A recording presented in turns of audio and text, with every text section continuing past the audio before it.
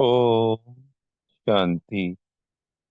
आज 16 नवंबर 2024 के महावाक्यों में मधुबन से प्यारे मीठे बाप दादा ने कहा, मीठे बच्चे, बाप आए हैं तुम्हें रूहानी हुनर सिखलाने। जिस हुनर से तुम सूर्य चांद से भी पार शांति धाम में जाते हो। प्रश्न है, साइंस घमंड और साइलेंस घमंड में कौन सा अंतर है? उत्तर, साइंस घमंडी चांद सितारों पर जाने के लिए कितना खर्चा करते हैं, शरीर का जोखिम उठाकर जाते हैं। उन्हें यह डर रहता है कि रॉकेट कहाँ फेल ना हो जाए। तुम बच्चे साइलेंस घमंड वाले बिगर कौड़ी खर्चा सूर्य चांद से भी पार मूल वतन में चले जाते हो। तुम्हें कोई डर नहीं, क्योंकि तुम शरीर को यहाँ ही छोड़कर जाते हो। तो कितनी वंडरफुल बात बताई आज बाबा ने हमें। कितना सहज और आसान है। और हमारा घर है, जैसे कोई टेलीफोन मिलाते हैं ना, उससे भी आसान है परम धाम जाना, अपने घर। है ना भगवान की कमाल। ओम शांति। रूहानी बाप बैठ रूहानी बच्चों को समझाते हैं। बच्चे सुनते तो रहते हैं कि साइंसदान चांद पर जाने का प्रयत्न करते रहते हैं, लेकिन वे लोग तो सिर्फ चांद तक जाने की कोशिश करते हैं। इतना खर्चा करते हैं, बहुत डर रहता है ऊपर जाने में। अब तुम अपने ऊपर विचार करो, तुम कहाँ के रहने वाले हो? वह तो चंद्रमा की तरफ जाते हैं, तुम तो सूर्य चांद से भी पार जाते हो, एकदम मूल वतन में। वो लोग तो ऊपर जाते हैं तो उनका बहुत पैसे मिलते हैं, ऊपर में चक्कर लगाकर आते तो उन्हों को लाखों सौगातें मिलती है। शरीर का जोखिम उठाकर जाते हैं। जोखिम तो है ही है, कई बार अनेकों घटनाएं हुई हैं, तो वापस से नहीं आए, मृत्यु हो गई।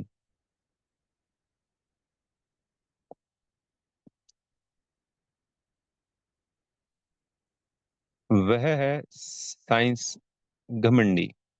तुम्हारे पास है साइलेंस का घमंड। तुम जानते हो, हम आत्मा अपने शांति धाम ब्रह्मांड में जाते हैं। आत्मा ही सब कुछ करती है। उन्हों की भी आत्मा शरीर के साथ ऊपर में जाती है। बड़ा खौफनाक है, डरते भी हैं। ऊपर से गिरे तो जान खत्म हो जाएगी। वह सब है जिस्मानी हुनर। तुमको बाप रूहानी हुनर सिखलाते हैं। इस हुनर सीखने से तुमको कितनी बड़ी प्राइज मिलती है। 21 जन्मों की प्राइज मिलती है, नंबरवार पुरुषार्थ अनुसार। आजकल गवर्नमेंट लॉटरी भी निकालती है ना। यह बाप तुमको प्राइज देते हैं। और क्या सिखाते हैं? तुमको बिल्कुल ऊपर ले जाते हैं, जहां तुम्हारा घर है। अभी तुमको याद आता है ना कि हमारा घर कहाँ है, और राजधानी जो गवाई है वह कहाँ है? रावण ने छीन लिया। अब फिर से हम अपने असली घर भी जाते हैं और राजाई भी पाते हैं। मुक्ति धाम हमारा घर है, यह कोई को पता नहीं है। अब तुम बच्चों को सिखलाने के लिए देखो, बाप कहाँ से आते हैं, कितना दूर से आते हैं। आत्मा भी रॉकेट है। वह कोशिश करते हैं ऊपर जाकर देखें चंद्रमा में क्या है, स्टार में क्या है। तुम बच्चे जानते हो, यह तो इस मांडवे की बत्तियां हैं। जैसे मांडवे में बिजलियां लगाते हैं, म्यूजियम में भी तुम बत्तियों की लड़ियां लगाते हो ना।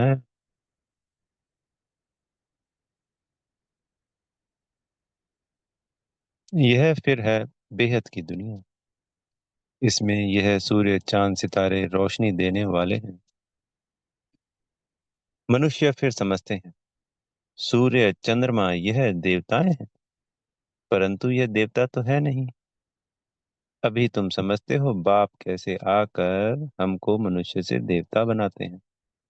बाबा क्लियर करते हैं, ये जैसे पूरी पृथ्वी एक स्टेज हो गई जिसके ऊपर नाटक हो रहा है, और इस नाटक में लाइट वगैरह बत्तियां चाहिए होती हैं, तो चांद सितारे सूरज इन बत्तियों का काम।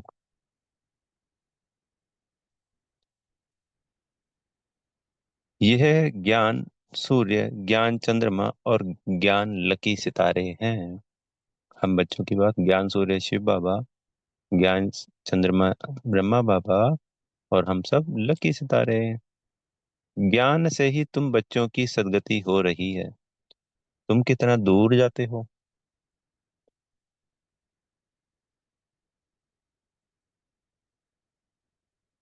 बाप ने ही घर जाने का रास्ता बताया है। सिवाय बाप के कोई भी वापस अपने घर जा नहीं सकता। बाप जब आकर शिक्षा देते हैं, तब तुम जानते हो। यह भी समझते हैं हम आत्मा पवित्र बनेंगे तब ही अपने घर जा सकेंगे। फिर या तो योग बल से या सजाओं के बल से पावन बनना है। बाप तो समझ जाते रहते हैं, जितना बाप को याद करेंगे उतना तुम पावन बनेंगे। याद नहीं करेंगे तो पतित ही रह जाएंगे। फिर बहुत सजा खानी पड़ेगी और पद भी भ्रष्ट हो जाएगा। बाप खुद बैठ तुमको समझाते हैं, तुम ऐसे ऐसे घर जा सकते हो। ब्रह्मांड क्या है, सूक्ष्म वतन क्या है, कुछ भी पता नहीं। स्टूडेंट पहले थोड़ी कुछ जानते हैं, जब पढ़ना शुरू करते हैं तो फिर नॉलेज मिलती। नॉलेज भी कोई छोटी कोई बड़ी होती है। आईसीएस का इम्तिहान दिया तो फिर कहेंगे नॉलेजफुल। इससे उच्च नॉलेज कुछ होता नहीं। अभी तुम भी कितनी उच्च नॉलेज सीखते हो। बाप तुमको पवित्र बनने की युक्ति बताते हैं कि बच्चों मामे कम याद करो, क्योंकि इसी से हम पावन बनेंगे। बाबा को जब हम मन ही मन याद करेंगे और एक सिर्फ बाबा को याद करेंगे। अगर हमने बाबा के संग किसी और को भी याद किया तो फिर पावन नहीं बन पाते। थोड़े समय तक याद आती रहेगी औरों की भी, इसमें कोई ये नहीं कि एकदम से बंद हो जाएगी। पर हमें बाबा को याद करते जाना है, करते जाना है, करते जाना है, तो हम पावन बनते जाएंगे। तो तुम पतित से पावन बनेंगे। असल में तुम आत्माएं पावन थी, ऊपर अपने घर में रहने वाली थी। अब तुम सतयुग में जीवन मुक्ति में हो, तो बाकी सब मुक्ति धाम में रहते हैं। मुक्ति जीवन मुक्ति दोनों को हम शिवालय कह सकते हैं। मुक्ति में शिव बाबा भी रहते हैं, हम बच्चे भी रहते हैं। यह है रूहानी हाईएस्ट नॉलेज। वह कहते हैं हम चांद के ऊपर जाकर रहेंगे। कितना माथा मारते हैं, बहादुरी दिखाते हैं। इतने मल्टी मिलियन माइल ऊपर जाते हैं, यानी इतनी लंबी दूरी तक, मल्टी मिलियन माइल ऊपर जाते हैं, लेकिन उन्हों की आस पूर्ण नहीं होती है और तुम्हारी आस पूरी हो जाती है। उनका है झूठा जिस्मानी घमंड, तुम्हारा है रूहानी घमंड। वह माया की बहादुरी कितनी दिखाते हैं। मनुष्य कितनी तालियां बजाते हैं, बधाइयां देते हैं, मिलता भी बहुत है, करके 5-10 करोड़ मिलेंगे।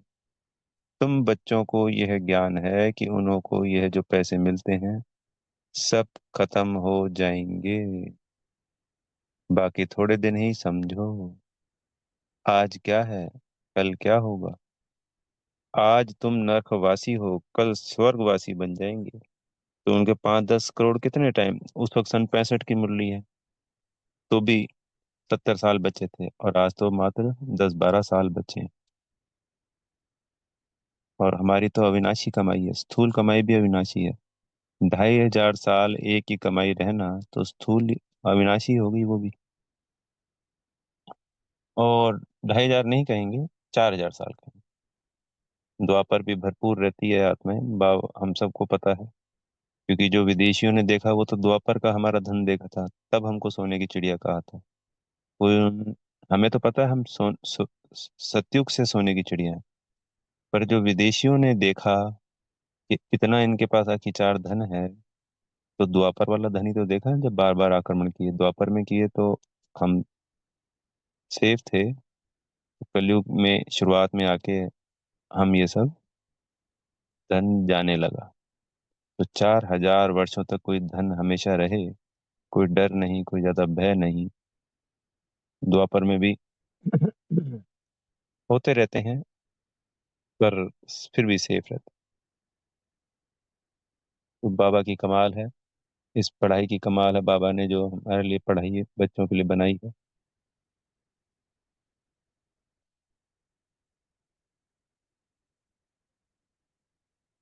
बाकी थोड़े दिन ही समझो, आज क्या है कल क्या होगा। आज तुम नरकवासी हो, कल स्वर्गवासी बन जाएंगे। टाइम कोई जास्ती नहीं लगता है। तो उन्हों की है जिस्मानी ताकत, और तुम्हारी है रूहानी ताकत, जो सिर्फ तुम ही जानते हो। वह जिस्मानी ताकत से कहाँ तक जाएंगे, चांद सितारों तक पहुंचेंगे, और लड़ाई शुरू हो जाएगी। फिर वह सब खत्म हो जाएंगे। उन्हों का हुनर यहाँ तक ही खत्म हो जाएगा। वह है जिस्मानी हाईएस्ट हुनर, और तुम्हारा है रूहानी हाईएस्ट हुनर। तुम शांति धाम में जाते हो, उनका नाम ही है स्वीट होम। इसका, हमारे शांति धाम का, स्वीट मीठा। तो जब हम असीम शांति में जाते हैं, आत्मा की स्थिति में स्थित होते हैं, तो हमें मीठापन के एहसास होता ही होता है। जैसे बाबा खुशबू की भी बात करते हैं ना, तो आत्मिक स्थिति जितनी शक्तिशाली होती जाती है, तो आत्मा से भी खुशबू निकलती है, महसूसता होती है खुशबू की। लेकिन ये सिर्फ सनी के शब्द हैं, ये मीठा कह दिया। अ, वाकई में मीठापन महसूस होगा। ये चीनी वाला मीठा नहीं है, वो मिठास अलग है, अद्भुत है, रूहानी मिठास। वो लोग कितने ऊपर जाते हैं और तुम अपना हिसाब करो। तुम कितने माइल्स ऊपर में जाते हो। तुम कौन, आत्माएं। बाप कहते हैं मैं कितने माइल ऊपर में रहता हूँ, गिनती कर सकेंगे। उन्हों के पास तो गिनती है, बतलाते हैं इतने माइल ऊपर में गए, फिर लौट आते हैं। बड़ी खबरदारी रखते हैं, ऐसे उतरेंगे, यह करेंगे। बहुत आवाज होता है, तुम्हारा क्या आवाज होगा। तुम कहाँ जाते हो, फिर कैसे आते हो, कोई पता नहीं। तुमको क्या प्राइज मिलती है, यह भी तुम ही जानो। वंडरफुल है, बाबा की कमाल है, किसको पता नहीं। तुम तो कहेंगे यह नई बात थोड़ी है। हर 5,000 वर्ष बाद वह अपनी यह प्रैक्टिस करते रहेंगे। तुम इस सृष्टि रूपी ड्रामा के आदि मध्य अंत, ड्यूरेशन आदि को अच्छी रीति जानते हो, तो तुमको अंदर फकुर होना चाहिए। बाबा हमको क्या सिखलाते हैं, बहुत ऊंचा पुरुषार्थ करते हैं, फिर भी करेंगे। यह सब बातें और कोई नहीं जानते। बाप है गुप्त, तुमको कितना रोज समझाते हैं, तुमको कितनी नॉलेज देते हैं। उन लोगों का जाना है हद तक, तुम बेहद में जाते हो। वह चंद्रमा तक जाते हैं, और वह तो बड़ी बड़ी बत्तियां हैं, और तो कुछ है नहीं। उनको धरनी बहुत छोटी देखने में आती है। तो उन्हों की जिस्मानी नॉलेज और तुम्हारी नॉलेज में कितना फर्क है। तुम्हारी आत्मा कितनी छोटी है, परंतु रॉकेट बड़ा तीखा है। आत्माएं ऊपर में रहती है, फिर आती है पाठ बजाने। वह है सुप्रीम आत्मा। परंतु उनकी पूजा कैसे हो, भक्ति भी जरूर होनी ही है।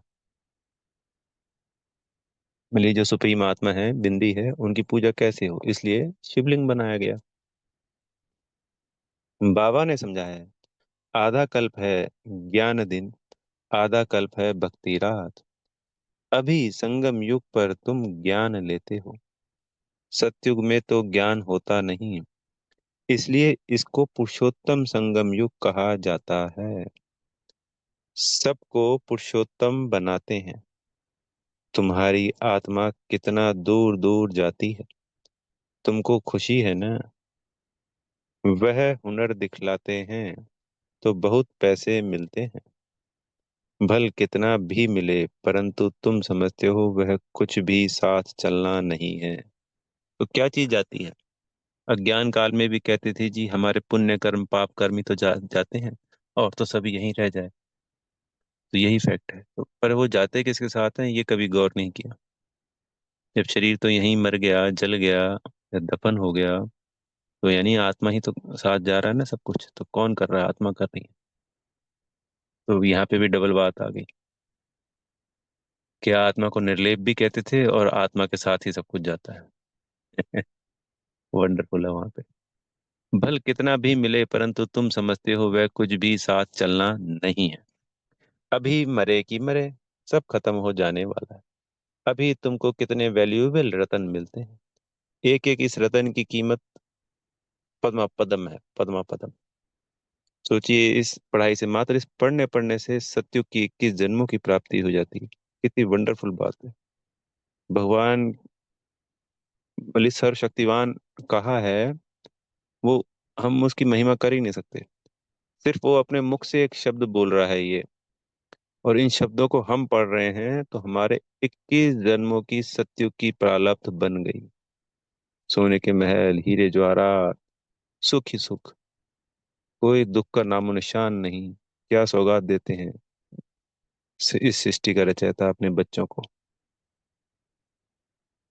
सिर्फ वो प्रारब्ध बनाने के लिए ये एक पढ़ाई रखी है। वो भी आसान है, इसको सिर्फ पढ़ लिया, सुन लिया, हर बच्चा पहुंच गया वहां, सत्युग का अधिकारी हो गया। कितना सहज, कितना आसान।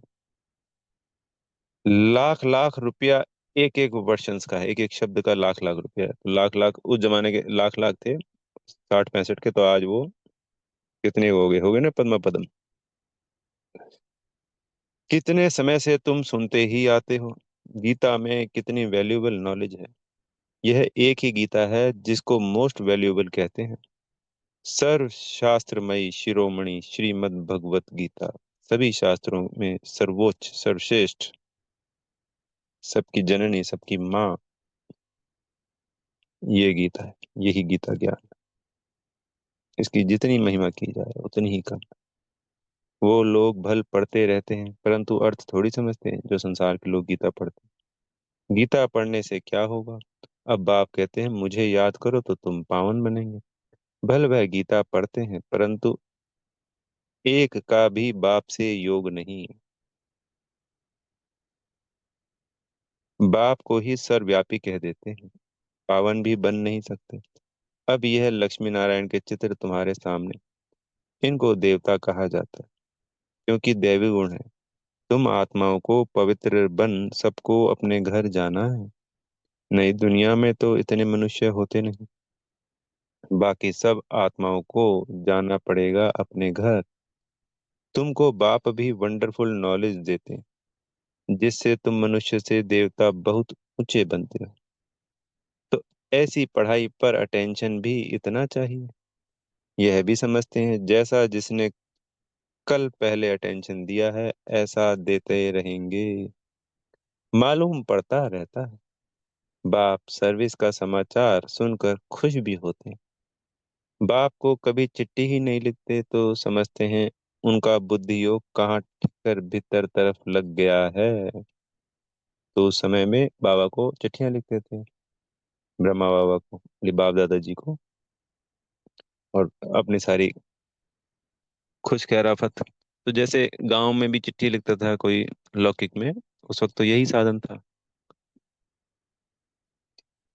तो अगर कुछ महीनों तक चिट्ठी नहीं जाती तो घर वाले चिंता में पड़ जाते थे कि बहुत समय हो गया चिट्ठी नहीं आई।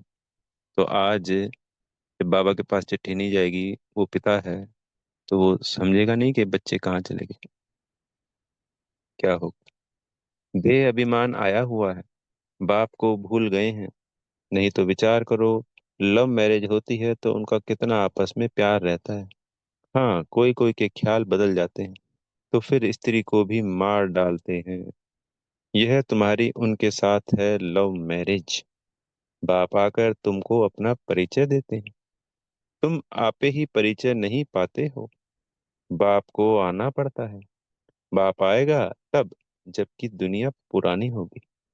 पुरानी को नई बनाने जरूर संगम पर ही आएंगे। बाप की ड्यूटी है नई दुनिया स्थापन करने की। तुमको स्वर्ग का मालिक बना देते हैं तो ऐसे बाप के साथ कितना लव होना चाहिए। फिर क्यों कहते हो कि बाबा हम भूल जाते। कितना ऊंच से ऊंच बाप है, इनसे ऊंचा कोई होता ही नहीं। मनुष्य मुक्ति के लिए कितना माथा मारते उपाय करते हैं। कितनी झूठ ठगी चल रही है। महर्षि आदि का कितना नाम है। गवर्नमेंट 10-20 एकड़ जमीन दे देती है। ऐसे नहीं कि गवर्नमेंट कोई इररिलीजियस है। उनमें कोई मिनिस्टर रिलीजियस है और कोई अनरिलीजियस है। कोई धर्म को मानते ही नहीं। कहा जाता है रिलीजन इज माइट, धर्म शक्ति है। क्रिश्चियन में माइट थी ना। सारे भारत को हप करके गए। अभी भारत में कोई माइट नहीं है। कितना झगड़ा मारा मारी लगी पड़ी है। वही भारत था। वही भारत क्या था। बाप कैसे कहाँ आते हैं किसको कुछ भी पता नहीं। तुम जानते हो मगध देश में आते हैं जहाँ मगरमच्छ होते हैं। मनुष्य ऐसे हैं जो सब कुछ खा जाएं। सबसे जास्ती वैष्णव भारत था। यह वैष्णव राज्य है ना। कहाँ यह महान पवित्र आत्माएं। कहाँ आजकल देखो क्या क्या हप करते जाते हैं। सत्युग त्रेता तो प्योर वेजिटेरियन है पूरा संसार ही, भारत पूरा और विश्व। द्वापर में दूसरे धर्म आ जाते हैं पर भारत में फिर भी वैष्णव भोजन वेजिटेरियन ही चलता है। जब कलयुग की शुरुआत में बाहर से आते हैं तब इनकी शुरुआत होती है। द्वापर में अगर होता भी है तो बहुत ना के बराबर, परसेंटेज वाइज कह सकते हैं, बिल्कुल उंगलियों पे गिनने वाली परसेंटेज अगर शुरुआत हो जाती भी है तो। ज्यादातर सब चीजें जो आज हम देख रहे हैं ये सब कलयुग की देन है।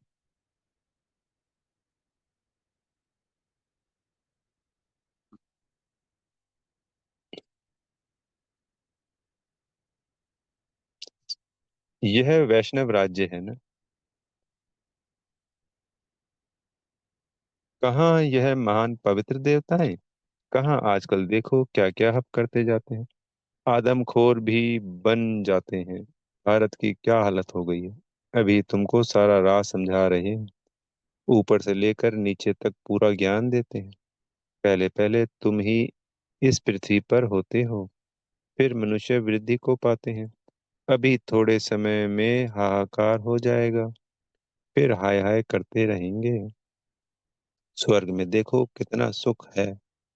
यह एम ऑब्जेक्ट की निशानी देखो। यह सब तुम बच्चों को धारणा भी करनी है। कितनी बड़ी पढ़ाई है। बाप कितना क्लियर कर समझाते हैं। माला का राज भी समझाया है। ऊपर में फूल है शिव बाबा, फिर मेरू प्रवृत्ति मार्ग है ना। निवृत्ति मार्ग वालों को तो माला फेरने का हुक्म नहीं। यह है ही देवताओं की माला। उन्होंने कैसे राज्य लिया है तुम्हारे में भी नंबरवार हैं। कोई कोई हैं जो बेधड़क होकर किसको भी समझाते हैं। आओ तो हम आपको बताएं। हम आपको ऐसी बातें बताएं जो और कोई बात ही नहीं कर सकते। जो और कोई बता ही नहीं सकते सिवाय शिव बाबा के। और कोई जानते ही नहीं। उन्हों को यह राजयोग किसने सिखलाया। बहुत रसीला बैठ समझाना चाहिए। यह 84 जन्म कैसे लेते देवता क्षत्रिय वैश्य शूद्र। बाप कितनी सहज नॉलेज बताते हैं। और पवित्र भी बनना है, तभी उच्च पद पाएंगे, तो पवित्र बनेंगे बाबा की याद से, उच्च पद पाएंगे बाबा की याद से। प्रारब्ध जो बनती है सत्युग त्रेता के 21 जन्मों की, वो इस पढ़ाई से बनती है। उसमें पद नहीं होता। यानी कि 21 जन्म पूरे ले लिए, अगर हमने इतनी पढ़ाई पढ़ी, वो तो नहीं पता भाई कितनी पढ़ाई पढ़ने से 21 जन्म मिलते हैं, कितने से 18, किसी कितनी पढ़ाई पढ़ने से 10, 5, वो तो सिर्फ बाबा ही जानता है, किसी को भी नहीं पता। पर जब हम अपने विकर्म विनाश कर लेते हैं बाबा की याद से,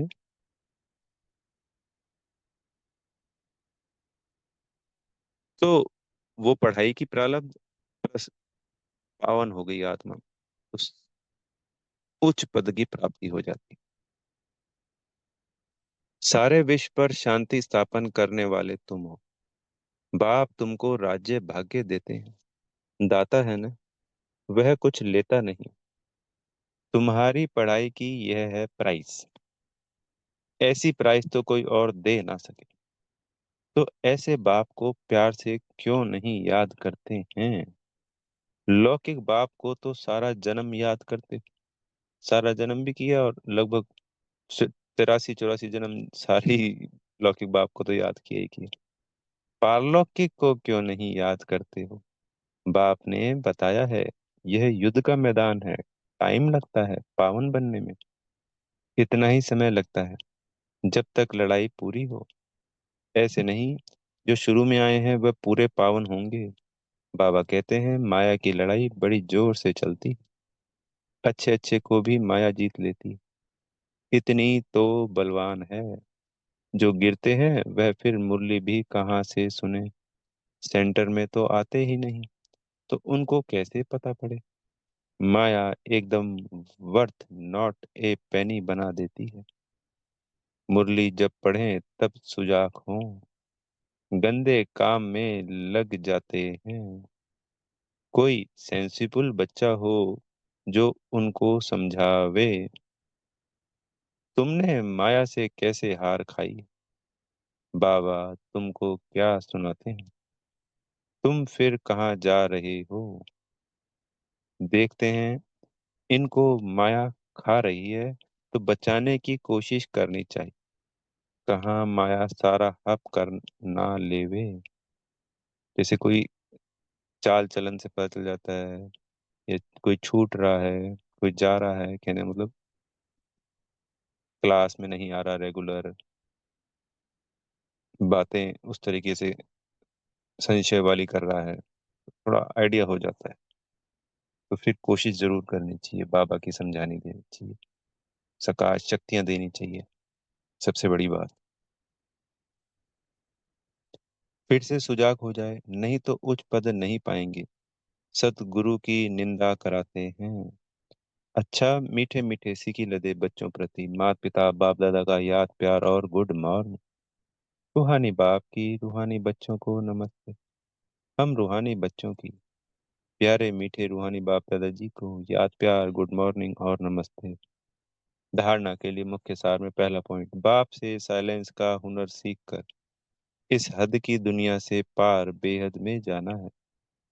फकुर रहे बाप हमें कितना वंडरफुल ज्ञान देकर कितनी बड़ी प्राइज देते हैं। दूसरा पॉइंट, बेधड़क होकर बहुत रसीले ढंग से सेवा करनी। माया की लड़ाई में बलवान बन जीत पानी है। मुरली सुनकर सुजाग रहना है और सबको सुजाग करना है। सदगुरु जी से वरदान मिल रहा है, परम पूज्य बन परमात्म प्यार का अधिकार प्राप्त करने वाले संपूर्ण स्वच्छ आत्मा भव। सदा ये स्मृति जीवन में लाओ कि मैं पूज्य आत्मा इस शरीर रूपी मंदिर में विराजमान हूँ। मैं पूज्य आत्मा इस शरीर रूपी मंदिर में विराजमान हूँ। कितनी सुंदर लाइन है। ये अपने आप को आज दिन में अनेकों बार, और सिर्फ ये नहीं कि आज ही आज करेंगे, जब भी याद आए लिख लेंगे ये ऐसे ऐसे जो समान है सुंदर, कि मैं पूज्य आत्मा इस शरीर रूपी मंदिर में विराजमान हूँ। ऐसी पूज्य आत्मा ही सर्व की प्यारी है। उनकी जड़ मूर्ति भी सबको प्यारी लगती है। कोई आपस में भल झगड़ते हों, लेकिन मूर्ति को प्यार करेंगे क्योंकि उनमें पवित्रता है। तो अपने आप से पूछो, मन बुद्धि संपूर्ण स्वच्छ बनी है? जरा भी अस्वच्छता मिक्स तो नहीं है? जो ऐसे संपूर्ण स्वच्छ हैं, वही परमात्म प्यार के अधिकारी हैं। स्लोगन है, ज्ञान के खजाने को स्वयं में धारण कर, हर समय हर कर्म समझ से करने वाले ही ज्ञानी तू आत्मा है।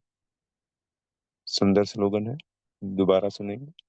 ज्ञान के खजाने को स्वयं में धारण कर, हर समय हर कर्म समझ से करने वाले ही ज्ञानी तू आत्मा है। अच्छा, ओम शांति। बेहद का धन्यवाद प्यारे बाप दादाजी का और आप सभी आत्मा भाइयों का।